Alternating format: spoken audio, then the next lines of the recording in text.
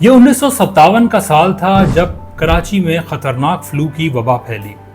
اس وقت شہر میں صحت کا نظام بھی محدود تھا۔ اس وقت اس محسن انسانیت نے چارپائی والے خیمے اور کیمپس لگانا شروع کیے۔ یہ مریضوں کو گھر سے خود ہی لے کر آتے اور خود ہی طبی امداد فراہم کرتے۔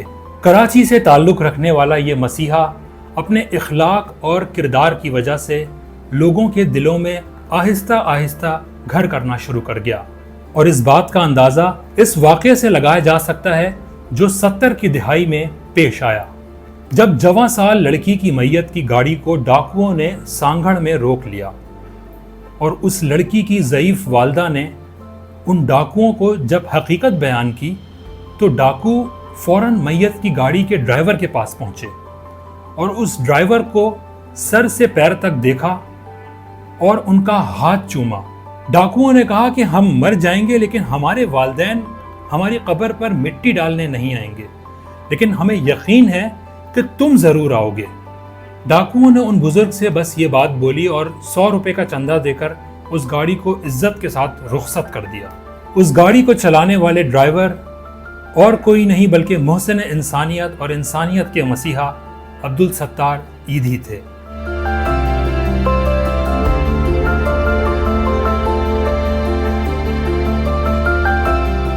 دکھی دلوں کا سہارا اور محسن انسانیت عبدالستار ایدھی کی آج برسی ہے، اور انہیں ہم سے بچھڑے 7 برس بیت چکے ہیں، لیکن انسانیت کے لیے کیے گئے ان کے فلاحی کام زندگی بھر کے لیے امر ہو چکے ہیں۔ عبدالستار ایدھی، جنہوں نے جنگ عظیم دوم کی ایک کھٹارا وین کو خرید کر اسے ایمبولنس میں منتقل کیا، اور پھر ان کی یہ ایمبولنس سروس دنیا کی سب سے بڑی ایمبولنس سروس بھی بنی، جسے 1997 میں گینیس ورلڈ ریکارڈ میں بھی شامل کیا گیا۔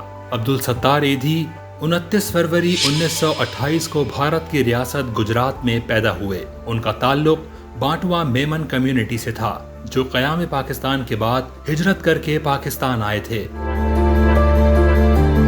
پاکستان آنے کے بعد 1951 میں عبدالستار ایدھی نے کراچی کے علاقے میٹھا در میں ایک چھوٹے سے کمرے میں ڈسپینسری قائم کی اور اپنی زندگی کو انسانیت کے لیے وقف کر دیا۔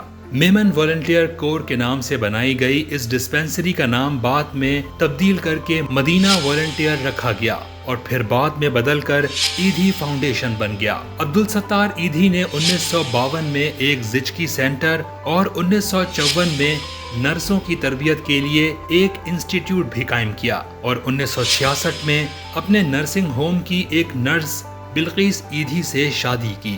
عبدالستار ایدھی نے اپنی زندگی کی 6 دہائیاں دکھی انسانیت کی خدمت میں گزاری۔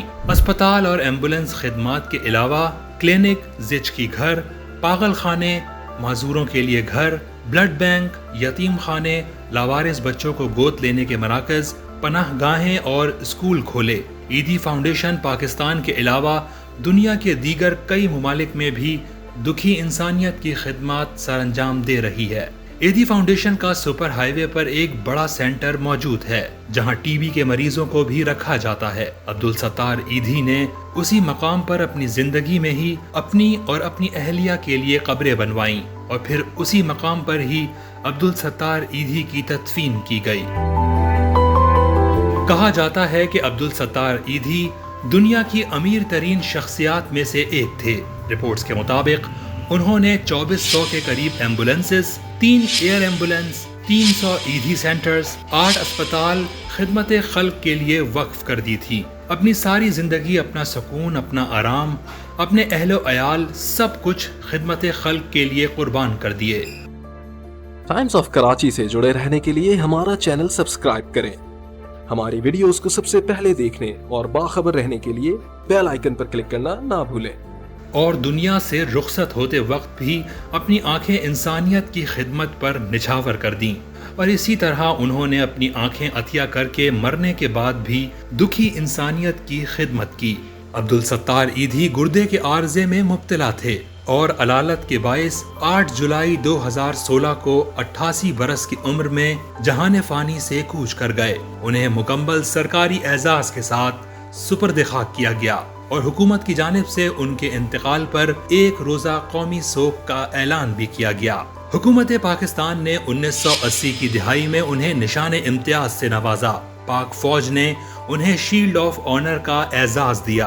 1992 में हुकूमत सिंध ने उन्हें सोशल वर्कर ऑफ सब कॉन्टिनेंट का एजाज दिया, जबकि हुकूमत पाकिस्तान ने उन्हें बाद अज मर्ग भी निशान इम्तियाज से नवाजा। स्टेट बैंक ऑफ पाकिस्तान ने अब्दुल सत्तार ईधी के एजाज में 50 रुपए मालियत का सिक्का भी जारी किया। कराची के तारीखी हॉकी स्टेडियम को भी अब्दुल सत्तार ईधी के नाम से मंसूब किया गया।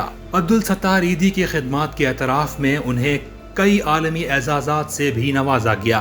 बैनुल अक़वामी सतह पर 1986 में अब्दुल सत्तार ईधी को फिलिपाइन ने रोमन मैग्से अवार्ड दिया और 1993 में रोटरी इंटरनेशनल फाउंडेशन की जानिब से उन्हें पाउल हियर्स फेलो भी दिया गया।